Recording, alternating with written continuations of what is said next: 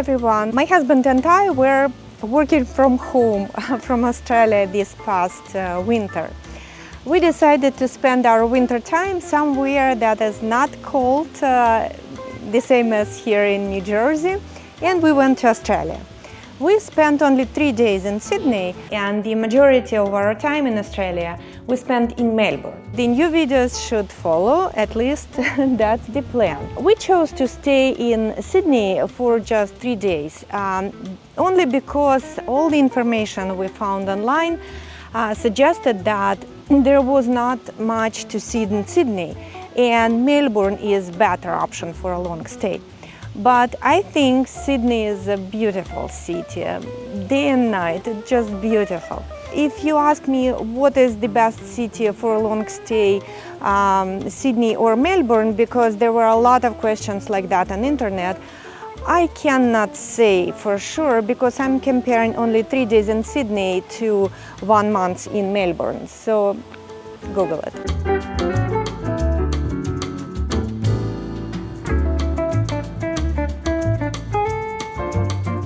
This is Sydney, 29th floor, but there are higher floors than ours.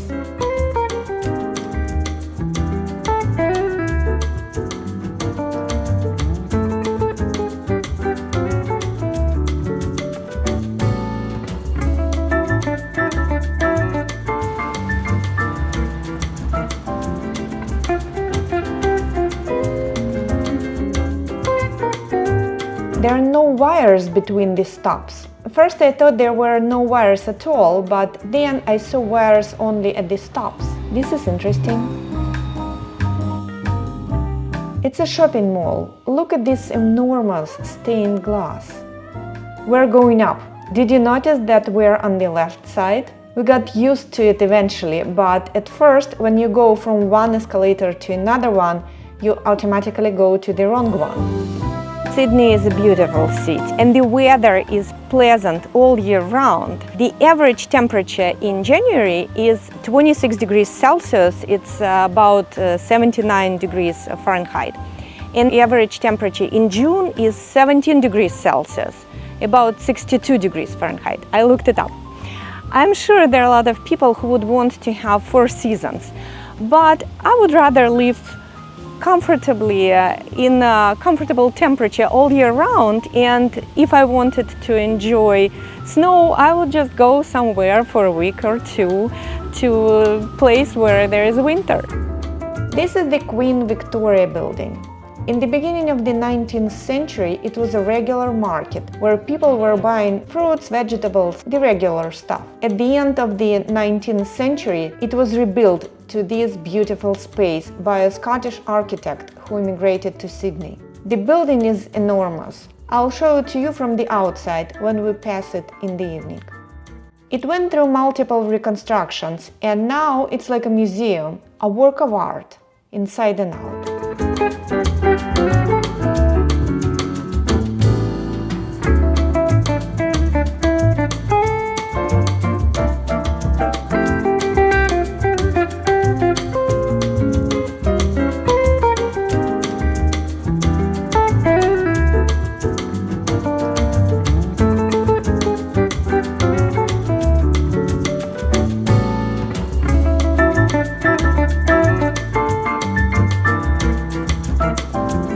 This is the State Theatre. It was built in the early 20th century and is privately owned. It hosts film screenings and live performances. It is the home of the annual Sydney Film Festival.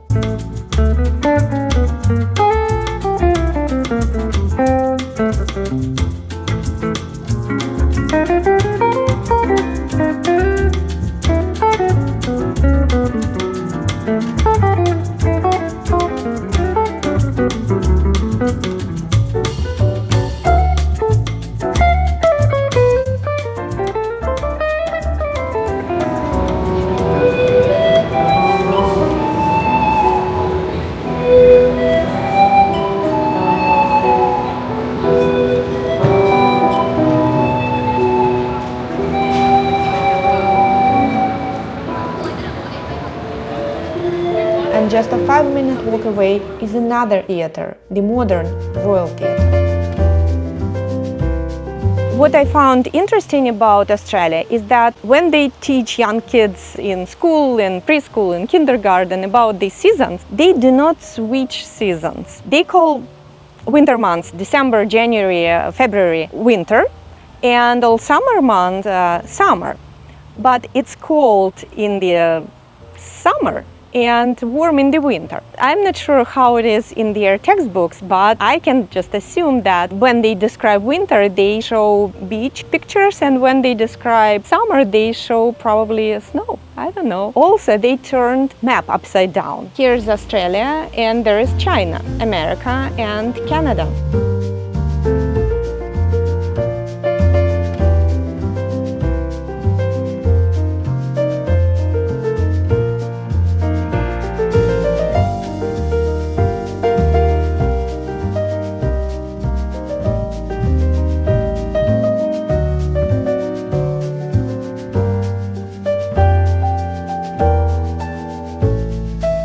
Indigenous people have lived in Australia for about 30,000 years, but modern Australia started as a land of convicts. It was a British colony.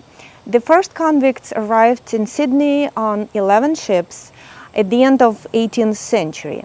Not just convicts arrived, but also military and governmental officials, sailors, cooks, and masons. Somebody had to build this new country. It was mixed men and women, and most of them were British. They were sent to this land, but there were no prisons, nothing to accommodate this large amount of new people. The convicts wandered around the streets. They were stealing because they were trying to survive. So the governor of New South Wales, that's the state where Sydney is located, decided to build barracks for men and boys. The construction was assigned to an architect that was one of the convicts. After the construction was completed, he was pardoned because he did a great job.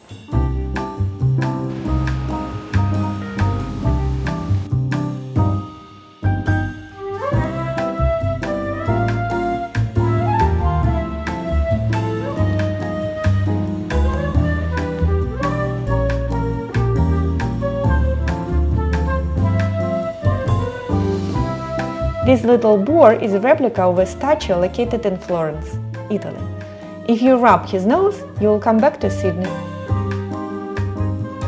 Today, many churches have paid entrance, but this sign says, "Come inside, you're free to wander around, look, or stay and pray."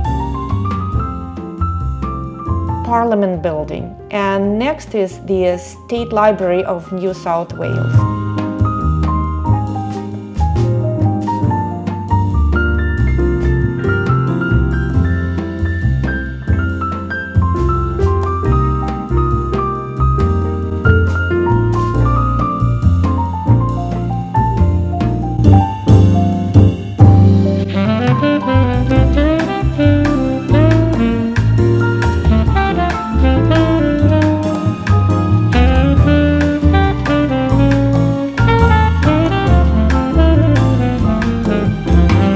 One of the things that most impressed me about Australia was their public gardens, public parks. Every city we've been to, every park we've entered, it was all the same.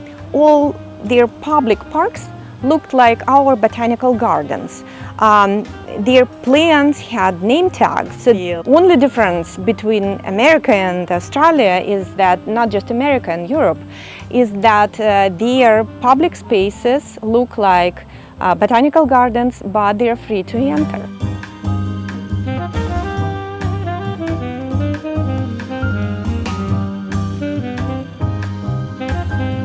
Every bush has a sign that shows if the roses have a scent and how strong this scent is. This one doesn't smell at all, 2 stars. This one has 1 star.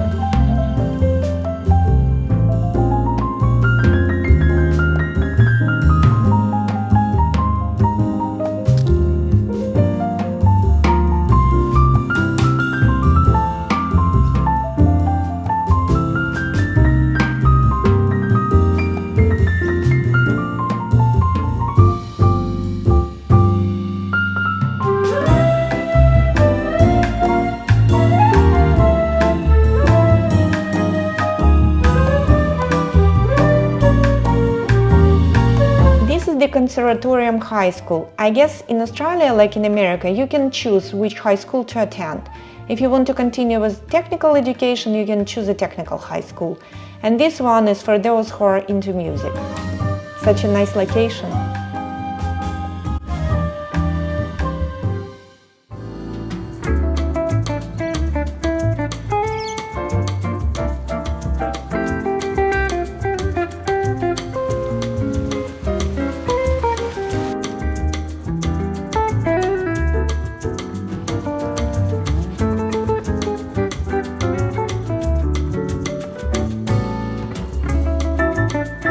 Unfortunately, there were no shows we could see during our visit. We decided to go on the Opera House tour. I'll show it to you in the next video, because it was in the next day of our visit.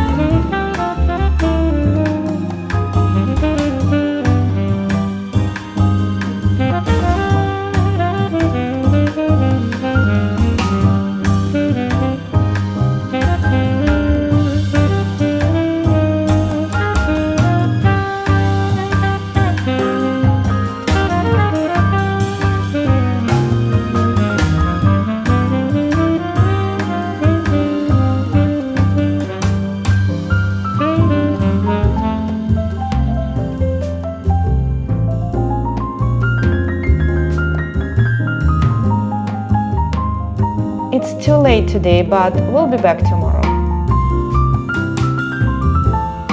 This is the International Convention Center. It hosts exhibition centers, meeting rooms, and 4 theaters with seating capacities ranging from 3,000 to 8,000 people. I'll show you the Sydney Opera House in the next video, but for now I will just say that the world-famous Sydney Opera House is actually not 1 theater, but 5 theaters.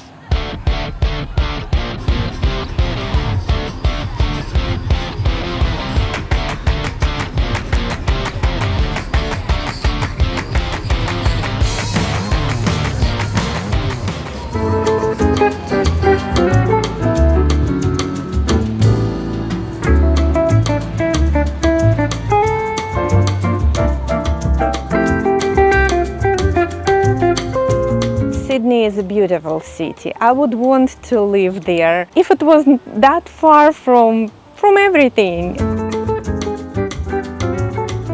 I thought there was a lot of graffiti in Europe. It's too much for my taste anyway. But I think the most graffiti I've seen was in Australia. It was a long day and we wanted to find some tea before going to our hotel. No, we didn't stay there.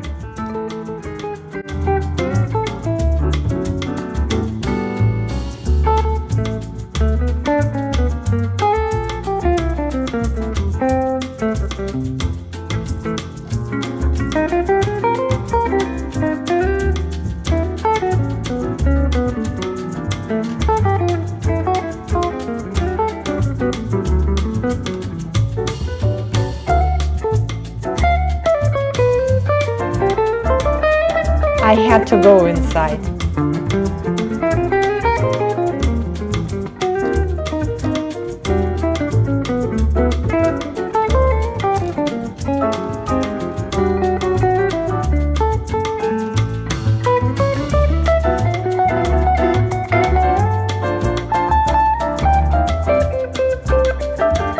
We ended up here.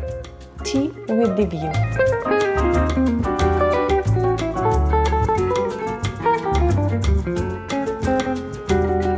This is the Queen Victoria building in the evening. You can see the dome. There is a grand central dome and 20 other smaller domes.